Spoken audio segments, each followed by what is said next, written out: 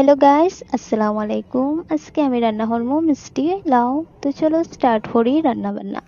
তো এখানে আমি কড়াই বইয়ে তেল দিয়া পেঁয়াজ আর রসুনের পেস্ট দিলাইছি। এখন আমি এটাই ধরে ভালো করে ভাজা সাজা করবো। আর এদিকে কিটা হচ্ছে মিষ্টি কদুরি আমি দইয়া উইয়া পরিষ্কার করিয়া রাখি দিছি।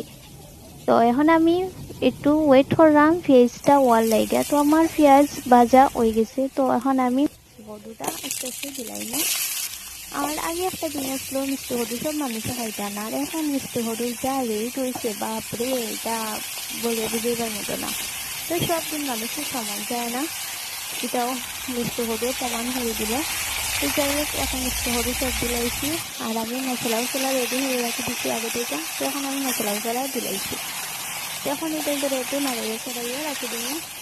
বলা হয় মশলা মশলা ঢুকার লাগে কত সময় ঢাকনা দিয়া দিলাইব। এদিকে মাছের ওয়েট করলাম, আমার বন্ধু মাছ লইয়া আইবা। তো আমার বন্ধু মাছ লইয়া আই দিছে। আর এখন আমি মাছটাই ভাজা করিয়া আস্তে আস্তে দিলাম। আর আমার ভিডিও যদি ভালো লাগে লাইক শেয়ার কমেন্ট করিও। বাই, আল্লাহ হাফিজ।